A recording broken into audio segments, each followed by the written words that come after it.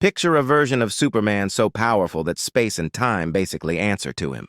A being that could wipe out entire universes without breaking a sweat. Now imagine that same being fights Superman, not some random villain, not a cosmic threat he's never seen before. Superman fighting Superman. Today we're looking at current Superman versus cosmic armor Superman. Same person, two completely different levels of power. And by the end of this video, you'll understand exactly why this fight isn't as one-sided as everyone thinks. Before we get into it, quick heads up. This is going to be a two-round fight. Current Superman actually has two versions we need to look at. Base Superman and King Omega Superman. So we'll cover both rounds, Base versus Cosmic Armor Superman, and then King Omega versus Cosmic Armor Superman. Let's start with current Superman. A few years back, in a story called Superman Reborn, Mr. Mixie's reality warping powers ended up merging two different versions of Superman into one. Then later on, during Dark Knight's death metal and the Infinite Frontier event, his memories from even further back, from before all the reboots, got added into the mix too. From that point on, this Superman carries the memories and history of basically every version of himself that's ever existed. Now let's talk about Cosmic Armor Superman. This version was created when Superman got fused together with Ultraman, his evil counterpart from another world, to make a being built for one job, stopping a threat that could end all of reality itself. Cosmic Armor Superman isn't like other versions of the character. He's described in the comic as being aware that he's a fictional being, and he has the power to bend and rewrite his own reality to win any fight he's in. He only ever showed up once in the comics, but in that one appearance, he ended up saving the entire multiverse. Now that you know who both of these guys are, let's get into their feats. We'll start with current Superman, then look at Cosmic Armor Superman, and after that, we'll break down the cosmology behind both of them, so you understand exactly how strong each one really is. Let's start with current Superman. In Superman number 13, he benched the simulated mass of the entire Earth for 5 whole days straight, without breaking a sweat. Going back to one of his classic pre-crisis moments, Superman once sneezed so hard after being hit with Mr. Mixie's sneezing powder that he flew off to release it safely, and the sneeze ended up destroying an entire solar system in a long-dead universe. Speed-wise, pre-crisis Superman has also broken the bonds of infinity itself while crossing the multiverse, reaching a level of speed that isn't just fast, it's infinite. But here's the feat that really matters for this fight. Superman has actually fought and beaten the World Forger directly. And on top of that, he's also punched out Barbados. Barbados isn't just some random villain either.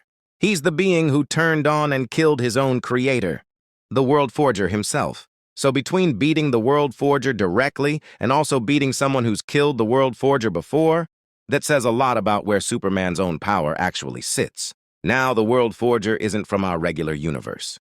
He's from a realm called the 6th Dimension. And to understand how high that actually is, you have to see how everything stacks on top of each other.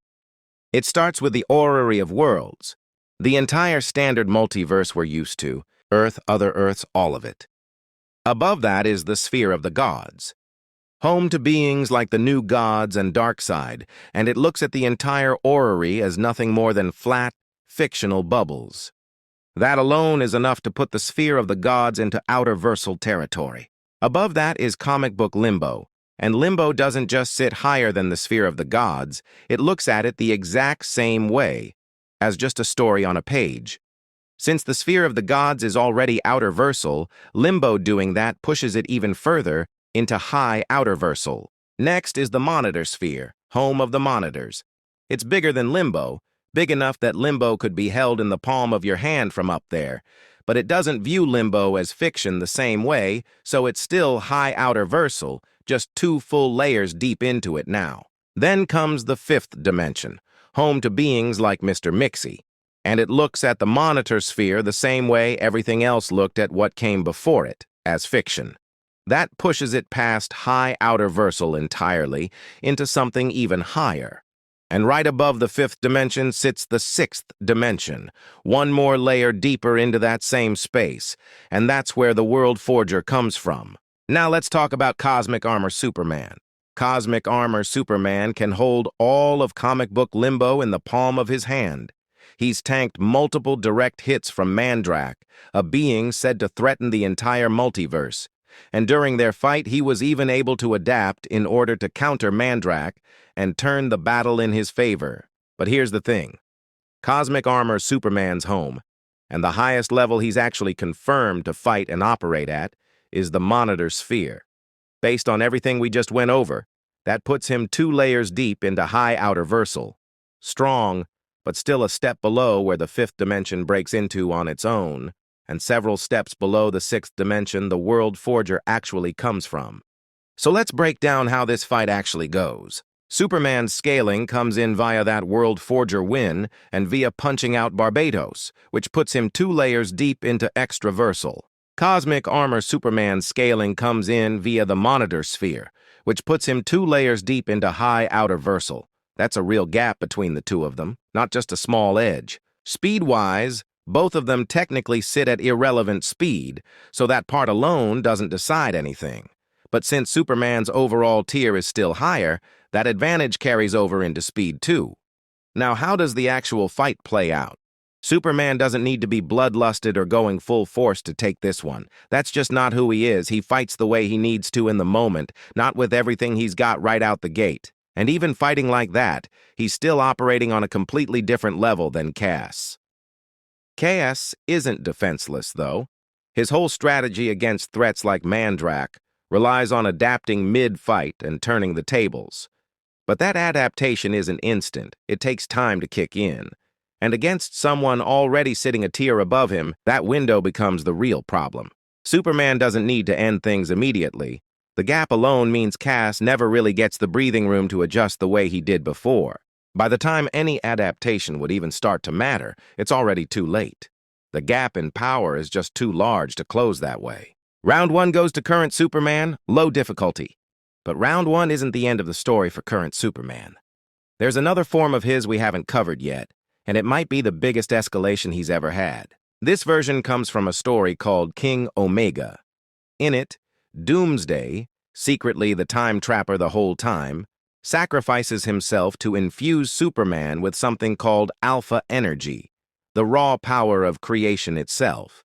That power turns Superman into King Omega, and with it, he goes to war with Darkseid, who had just merged with an entire separate reality called the Absolute Universe to become King Omega Darkseid himself. So this isn't Superman fighting some random villain. This is Superman, powered by the actual force behind creation, going up against a version of Darkseid who had just become one with all of time and space. Now let's actually look at what this power gave him.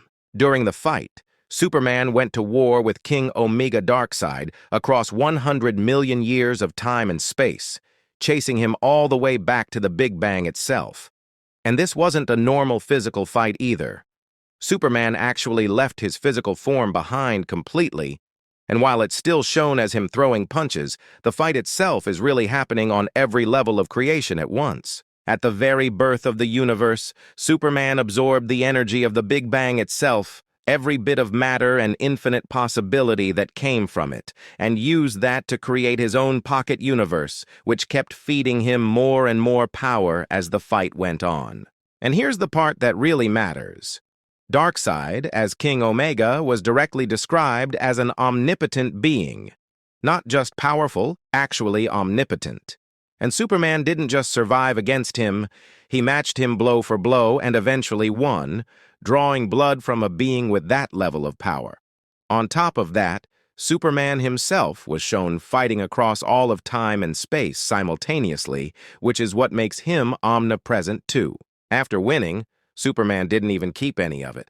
He used his new power to undo all the damage Darkseid caused throughout time, brought back everyone who had fallen, and then gave away the power completely instead of holding on to it. So when you put it all together, this isn't just Superman getting a temporary power boost.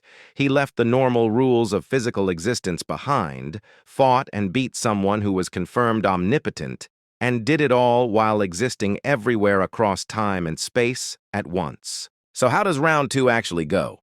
Cosmic Armor. Superman's entire confirmed scale stops at the Monitor Sphere. King Omega Superman doesn't just sit above that. He's omnipresent, existing across all of time and space at once.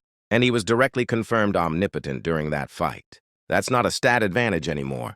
That's a completely different kind of power. CAS's whole strategy relies on adapting mid-fight, but omnipotence doesn't really leave room for that. If King Omega Superman wanted this over immediately, being omnipresent means there's no version of this fight, where CAS is even out of reach. Round 2 goes to King Omega Superman. Negative difficulty. This isn't even a fight at that point. So where does that leave us? In round 1, current Superman already had the edge over Cosmic Armor Superman, thanks to feats like beating the World Forger and punching out Barbados, putting him a full tier above where CAS is actually confirmed to scale. It wasn't a stomp, but it also wasn't close. Round 2 wasn't even a contest. Once King Omega Superman enters the picture, omnipotent, omnipresent, and operating beyond physical existence itself, there's no version of this fight CAS was ever winning. So overall, across both rounds, current Superman takes this matchup. Cosmic Armor Superman is a genuinely powerful character, but between two different versions of Superman, one of them simply outclasses him completely. If you enjoyed this breakdown, make sure to like and subscribe for more debates just like this one. And let me know in the comments who you want to see scaled next.